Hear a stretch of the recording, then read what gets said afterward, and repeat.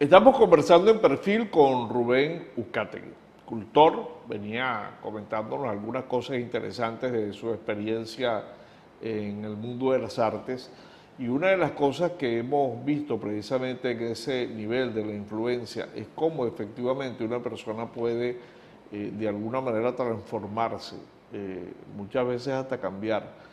Cuando nos explicaban de eso del arte cinético, por ejemplo, nos decían que es un arte creado para formar o para ayudar a reivindicar a las personas que estaban presas, las personas que estaban cumpliendo condena. Fue tanto el éxito que entonces tuvo influencia sobre el resto de las personas, y entonces le empezaron a ver el sentido comercial, por no decir mercantilista, porque no es una actividad mercantil, pero sí es una actividad económica, porque así como los rusos también juegan, el chino también come. Y entonces, en el caso particular del arte, el artista tiene que comer, claro. O sea, el artista tiene que desenvolverse. Y le preguntamos o le tocamos este aspecto por el hecho de que efectivamente cuando veíamos a Dante Alighieri con la famosa obra de este florentino que hace referencia a lo que es el mundo del teatro, o sea, la gente ve una obra de teatro y se retira y quedan los personajes ahí, enclavados en el teatro. Está la Divina Comedia, queda Cleopatra, queda Julio César, quedan todos esos personajes ahí escondidos en la obra. ¿Y qué hacen ellos? Y entonces ahí es donde él saca quiénes son los que, de esos personajes, quiénes fueron al infierno, quiénes fueron al purgatorio y quiénes van al paraíso. Una persona puede transformar su vida haciendo teatro o cualquier tipo de obra artística. Sí, sí, el arte puede cambiar. El arte en general es un ente transformador para cualquier ser humano. Para bien y para mal incluso. Claro, claro, porque hay a veces que se escapa de las manos. Por lo menos a los cultores y cultoras que somos, digamos, los locales, no influye tanto, a menos que seas muy egocentrista. Lo que llaman el teatro negro, por ejemplo, el arte negro. Pero sí, porque hay teatros de teatro, incluso en una obra de teatro, recuerda que cuando interpretas, tú dejas que ese personaje entre espiritualmente de ti. Hay personajes muy grotescos o muy negros, digamos así, y te cuesta a veces desconectarte. Pues por eso en grabaciones de películas, por ejemplo, han habido incluso accidentes y he visto teatros muy oscuros que te dan miedo como tal. Y para eso hay un trabajo, porque el método de Stanislavski, que es uno de los que yo más practico, es poder vivir, sentir. O sea, si estamos hablando de que es un enfermo y te inyecta, o sea, hazte el ejercicio hasta tú mismo inyectarte, si fuera un drogadicta, para poder sentir, porque tiene que ser muy orgánico. Y cuando hablamos de orgánico, pues tiene que ver mucho con eso del sentimiento, cómo piensa, cómo siente ese personaje, y te puede transformar o para bien o para mal si tú no tienes el control, pues. Mariano Álvarez, que era actor de novelas y también de teatro, había hecho una presentación. Él fue personaje de una obra o una novela en la que él era el malo, en la que él interpretaba la parte, digamos, rudimentaria, difícil.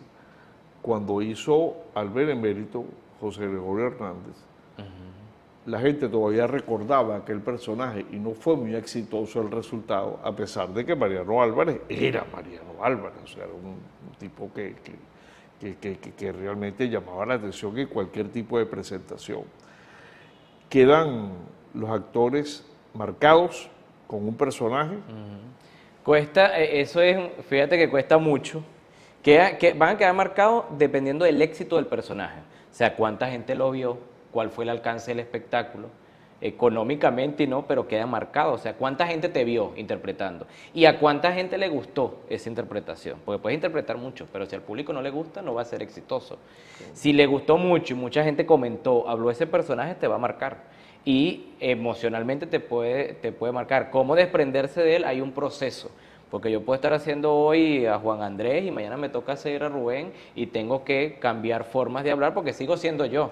Recuerda que nosotros lo que hacemos es prestar nuestro cuerpo a ese personaje, pero mis gestos, mi voz, o sea, cómo hago yo para pasar de grave a agudo, cómo hago para interpretar, y por eso la personificación o el trabajo de campo es, bueno, cómo cambio yo mi mirada, cuál es mi mirada, la diferente de Juan Andrés a Rubén, cómo mira, cómo qué tic tiene, se toca los dientes, cómo hago yo, mueve mucho las manos o la tiene paralizada, y todo eso pues amerita, pero hay actores.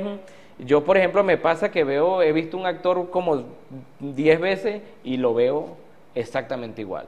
Y cuesta, pues, claro, sobre todo esto, y ahorita lo vamos experimentando. Ya yo personalmente tengo 17 años haciendo teatro y cuesta, bueno, tengo ¿cómo hago ahora para que eso sea totalmente diferente al otro? No es fácil, es un trabajo a lo interno que tiene que hacer cada actor, y por eso somos actores profesionales o somos gente profesional, porque esto es un arte, o sea, no es una cosa tan fácil, ay, voy a hacer teatro y ya. No, tú sabes que mucha gente, no, yo hice teatro en la escuela.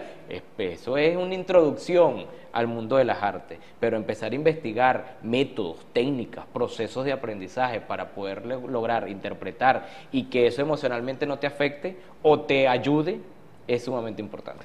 En una ocasión, en un evento académico, pero el tema era político, porque era gobernabilidad, y agregaban el tema electoral. Una experiencia con alcaldes de Latinoamérica, venezolanos, colombianos, peruanos. Y llega un personaje, un sociólogo llamado Luis Pedro España.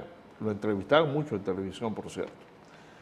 Él era el director de la Cátedra de Sociología de la Universidad Católica Andrés Bello, donde se estaba celebrando el evento. Por casualidad, cuando él llegó, se sentó entre el público y tuve la suerte que se sentó a mi lado.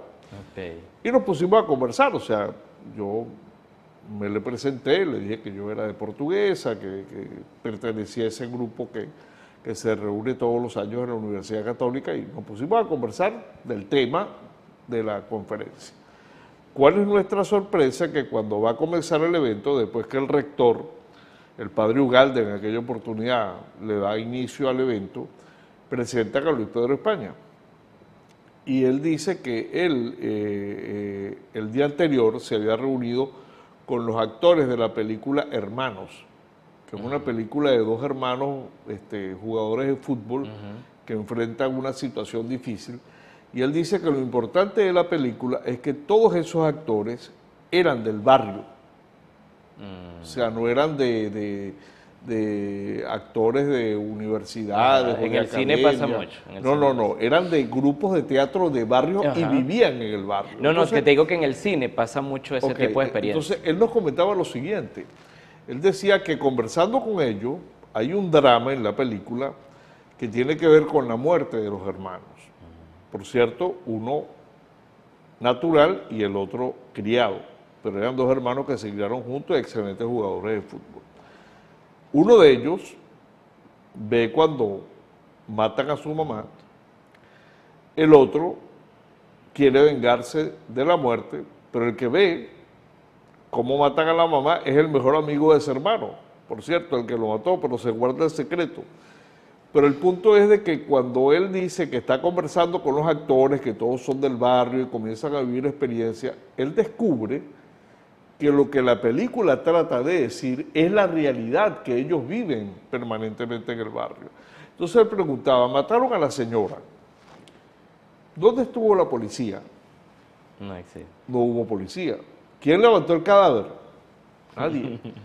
Apareció un centro médico donde fueron a atender a la señora, nada.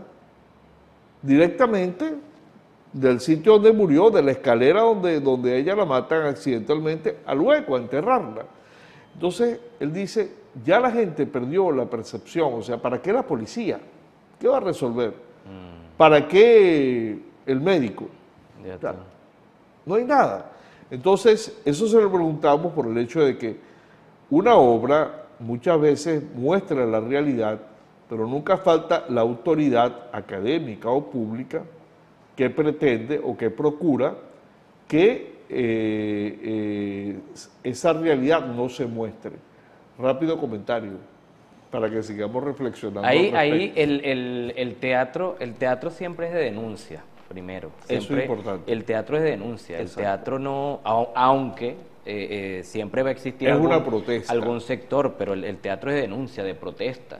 El teatro nace de la antigüedad, los bufones se reían del rey. ¿De dónde salen estos grandes programas que siempre los extrañamos? Y con esto se me cae la cédula de Chéverísimo, por ejemplo. Claro. Son actores, el teatro no puede ser político, o no puede ser partidista, perdón. Exactamente. No puede ser partidista, pero es un teatro que denuncia, que me dice a mí una realidad, como político incluso. Claro. Y yo tengo que verlo. Por eso los reyes veían a los bufones, para ver qué estaba pasando. Interesante. Estamos conversando con Rubén Uzcategui, cultor, estamos dedicando al teatro, vamos a tocar otras cosas, también su condición de director del Ministerio de Cultura acá en el Estado portugués. Vamos a cubrir estos compromisos de publicidad en perfil, ya regresamos.